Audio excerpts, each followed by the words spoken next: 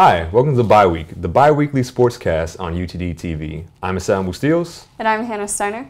Hannah, so the baseball team, they're right in the middle of their season now. It just opened, so they're not doing too hot right now, are they? Okay, well, the important thing is ASC play hasn't started yet. That starts tomorrow against ETBU.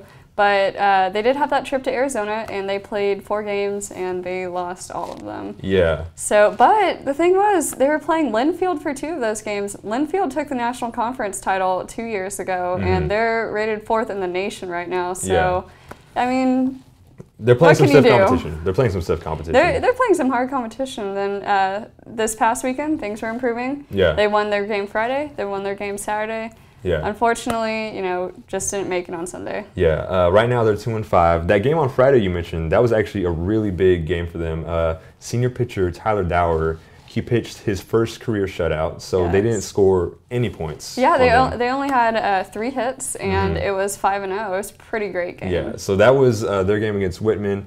And he was named the ASC Pitcher of the Week for his performance there. I think we can expect a lot from him later this season too, because that was a great game, and it wasn't the best weather conditions. I was out there; it was cold, it was windy, and neither of those things are great for pitchers. Yeah, it's gonna be like you said. They're non-conference yet. That's what really matters. That's where you make all the money.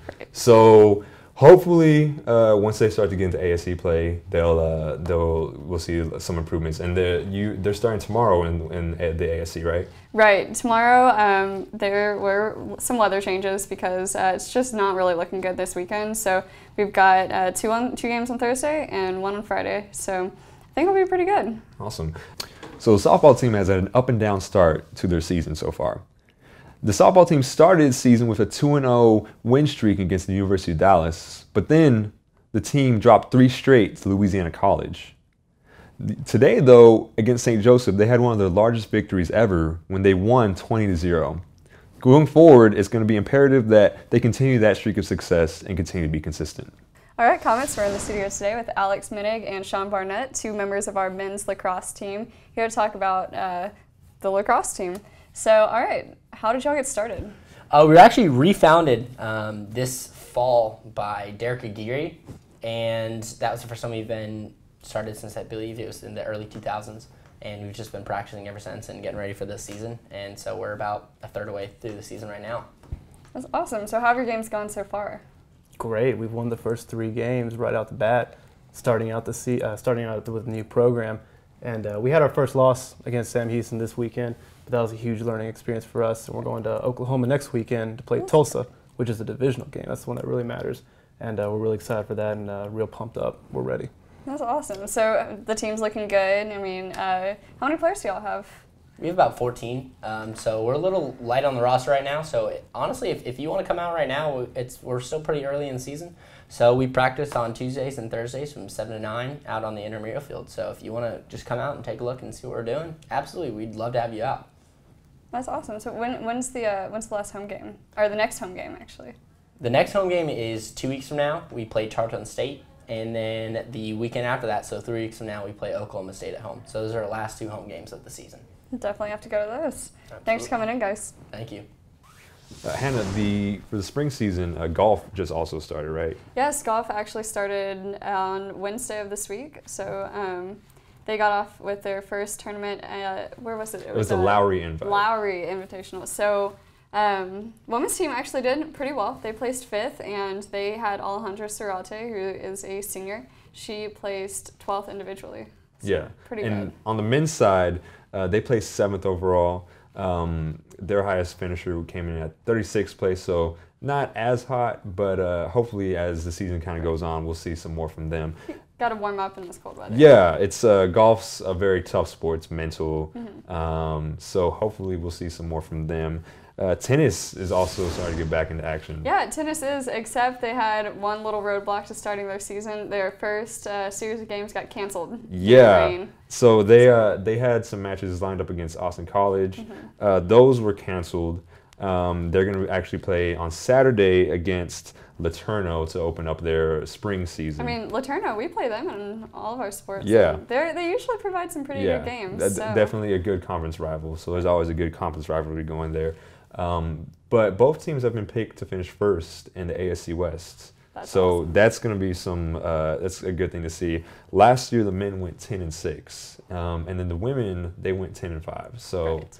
I'm hoping we'll see something from them. I don't know. What are you thinking about the tennis Well, season? see, with tennis men's, they've got some really strong guys right now, and they actually there were 2 players that were named to watch, and one of them is a freshman. Can you believe that? So I think they've got some young talent on their team, and I think it'll take them far, especially in the next few years. I know Coach West. He's always looking out there for his players. He's always doing a good job for them. So I'm sure we'll see some good things from them this season.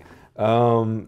Right now, this is the biggest time of the year for the men's and women's basketball teams. Sure is. The ASC tournament starts next Thursday, so it's going to be a huge time of the year. Right now, the men, they're 6th in the conference. Women are 2nd. Top 8 teams get in. What are your thoughts? Okay, so women's 2nd, they're safe to get into the tournament. Yeah. But men's, it really depends on their next games. Yeah. It really depends on their next They games. only have 2 left right now. And the other teams, how their games go. Yeah. So a little There's shakier for the men. There's a very slim chance that we get home court advantage. It could happen for the men's. For the women's, maybe. There's more of a chance there. There's going to be some stiff competition. Really, for the women, the big thing is UT Tyler. So they've only had 1 loss this season, but guess who they lost game 2? UT Tyler. No, our UT Tyler's loss. Oh, wait. Was it to us? It was to us. Oh, So we've shown we're capable of beating them, and it's only 1 loss once you get to the tournament and you're out. So it's possible. The men's side, they have some pretty stiff teams to get through. If you look right now, the conference leader ETBU, they're doing very well. Hardin Simmons. They're always they're just a strong school with athletics. Surprising since they're so small. Mm-hmm. But they're doing very well right now. Hardin Simmons right now, they were picked to win it all. They're in 2nd, and they've shown some challenges for UTD this season as well. So it's going to be tough. But on the men's side, honestly, I think there's 2 front runners for the women in a UT Tyler and UTD. On the men's side, anybody can win it. It is a ridiculously close race. We'll have to, really keep our eye on that the next week. Yeah, the difference between 1 and 6 right now is about 2 games. So it is razor thin. It is razor thin, but it's definitely going to be fun to watch. Well, I loved the games last year, so hopefully we can bring that back, have some games here at UTD, and get everybody to come out. Yeah. So did you watch the All-Star Games over the weekend? Of course. Yeah. So what was your favorite event? Okay, I'm all about the dunk contest. Yes. And, it was the Timberwolves rookie that took it this year, and he had 2 perfect scores. Yeah. I just love the dunk contest, mainly because I could never do that. But Zach Levine that's what I like. brought the house down. Yep. It was definitely fun to watch.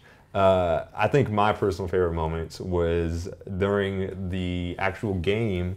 We got to see DIRK NOWITZKI, number 41 for the Mavs himself. I know how big of a fan you are. Yeah, he got a nice alley-oop from Steph Curry. He got a nice jump on, and then he did the Vince Carter.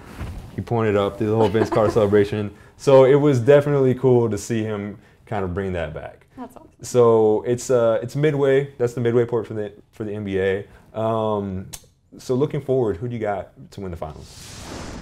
Well, I know they don't have much of a chance. Yeah. But I just can't give up on my Houston Rockets. Being from bit of a Houston, homer. I'm used to heartbreak. I'm used to sadness. Got the Astros. Got the Texans. So now I just gotta hope. Well, Houston, you got James Harden, who could win the MVP. He's a scoring threat every time he has the ball. He has saved us this season. But you also have Dwight Howard, who's very, very good. You have Patrick Beverly, who is one of the most insane men on the planet on defense. So it's going to be some good stuff from the Rockets. Right.